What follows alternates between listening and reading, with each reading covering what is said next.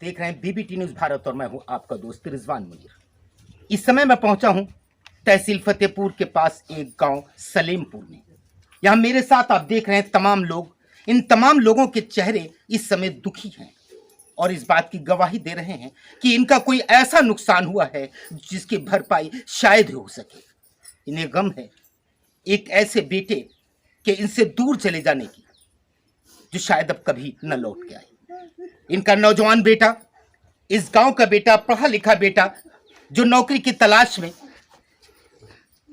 लखनऊ गया हुआ था और वो तो ना आया, लेकिन एक खबर आई, वो खबर जिसने इन सबको रोने पर मजबूर कर दिया। आइए पता करते हैं क्या है इनका दर्द और क्या है इनके दर्द की वजह। संतराम जी, इनका 25 वर्षीय बेटा आनंद प्रकाश जो किसी काम से लखनऊ गया हुआ था, लेकिन कई दिनों के बाद जब इनसे फ़ोन का कांटेक्ट भी बंद हो गया, इन्होंने काफ़ी तलाश किया और फिर एक ऐसा राज खुलकर सामने आया जिसने सिर्फ इनको ही नहीं, न सिर्फ इनके परिवार को, पूरे गांव को झंझोर कर दिया। संतराम जी, क्या हुआ आपके बेटे को? कहाँ गया था वो और कैसे उसकी सूचना आपको मिली? बेटा हमारा 22 तारीख को घर से गया था लगभग 10 बजे। हमसे कहा था पापा हम लोलू मॉल को जा रहे हैं काम के लिए, जो आपके लिए। फिर शाम को 4 बजे जब हमने बात किया तो उसने कहा हम बाराबंकी आ गए हैं, दोस्त के यहाँ रुके हैं, बेटा नहीं आया।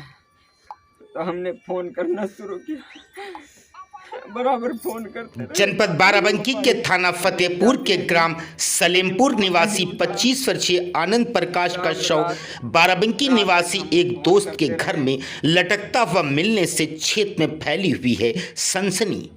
परिवार के लोग बेटे की हत्या होने का कर रहे हैं दावा। वहीं पुलिस के अनुसार शव के पास से एक सुसाइड नोट भी प्राप्त हुआ है। संतराम जी काफी भावुक हो गए हैं। मैं बताना चाहूंगा कि संतराम जी का बेटा आनंद प्रकाश एक दोस्त के घर में बाराबंकी परली चौराहे के पास एक कमरे में उसका शव लटकता हुआ प्राप्त हुआ। संतराम जी को कोतवाली बाराबंकी से यह सूचना मिली। संतराम जी, हाँ जी। जब आप कोतवाली पहुंचे तो आपको किस तरह पता चला कि यह घटना घट चुकी है? कोतवाली हम एप्लीकेशन लेकर कोतवाल साहब के पास गए। कोतवाल साहब कोतवाली बाराबंकी के फ़ोन किया, कहाँ सलेमपुर वाले आ जाइए, एक ये डेड बॉडी जो है वो लटकती मिली है, फांसी लगा लिया है, इसको पहचानिए। उनके मोबाइल पर व्हाट्सएप था तो उन्होंने दिखाया, तो जैसे दिखाया तैसे हम कहा हमारा ही बेटा है। हत्या और आत्महत्या के बीच घूम रहा है शक का दायरा। सच कुछ भी हो, लेकिन एक परिवार से छिन गया उसका सहारा, उसका होनहार बेटा। बाहर से कुंडी बंद थी, तब उन्होंने दरवाज़ा खोला। दरवाज़ा खोला तो हम देखा तो हम कहा हमारा ही बेटा है। तक आपका भतीजा था जी। आप उस समय जब गए उस कमरे में जहां पर उसका शव लटकता हुआ मिला था, तो पुलिस ने पहली तफ्तीश के बाद में क्या शक जाहिर किया? कैसे हुई थी मौत? तो बताए रहे हैं कि अपने आप फांसी लगे थे, लेकिन हम जब सब लोग पहुँचे तो हमारे पास यूँ लागत है कि उनकी मर्डर करा गवा है, फांसी लगाए लटकाए दिन गवा है। और जब वहाँ पर पहुँचे तो दरवाज़ा खुले रहे, ऐसे बंद रहे, बाहर से ऐसे उड़ाए रहे। ये बताइए आपका क्या आधार है? आप कैसे कह सकते हैं कि आत्महत्या नहीं ये हत्या है? क्या जो तौलिया गले में मुहिमा पड़ी रहा है, तो टावल आए बहुत गरूर है, अगर करागा हो तो अपने आप वो बाहर गिर से कर रहा है। क्या हाथ बंधे हुए थे? नहीं, हाथ खुला रहा, मुंह में तौलिया थी, हाथ थोड़ी सी पीली रहे मुहिमा बस, और वह गिर से कर रहा है अपने क्या आप। इससे पहले मृतक का किसी से कोई झगड़ा हुआ था? नहीं, कभी कोई झगड़ा नहीं हुआ। गाँव वालों से मैं जानना चाहूंगा मृतक का स्वभाव गाँव वालों के प्रति कैसा था? अब बताइए मृतक का स्वभाव कैसा था? क्या वो झगड़ालू था या शांत प्रवृत्ति का व्यक्ति? कुछ नहीं था, वो झगड़ा कोई करते नहीं था, कोई झगड़ा हो समझा। आप देख सकते हैं कि यहाँ जितने भी लोग हैं सभी के आंखों में आंसू हैं।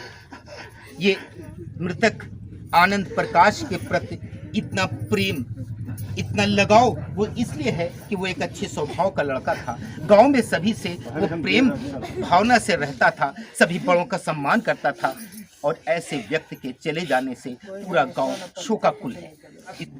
सलेमपुर के प्रधान दिनेश कुमार वर्मा जी जो इस गमज़दा परिवार को सांत्वना देने के लिए यहाँ पे उपस्थित हुए हैं और इनका भरकस प्रयास रहता है कि इनके गांव में कोई तकलीफ, कोई दुख हो, उसमें ये बढ़ चढ़ कर हिस्सा लेते आए। तो दिनेश वर्मा जी, आप ये बताइए कि सुनने में आ रहा है कि कोई सुसाइड नोट भी मिला। हाँ, बता रहे हैं कि 3 बनने का सुसाइड नोट मिला है, लेकिन वो बता रहे हैं कि वो हमारे बेटे की राइटिंग नहीं है। मतलब आप ये कह रहे हैं कि पुलिस ने जो सुसाइड नोट दिखाया और उसमें जो राइटिंग है, यहाँ पर जो परिजन हैं वो इस बात का दावा कर रहे हैं कि उसकी हैंड राइटिंग में वो नहीं है, जबकि पुलिस इस बात पर जोर दे रही है कि वो सुसाइड नोट है और वो मृतक के द्वारा ही लिखा गया। तो ऐसा क्यों हो सकता है?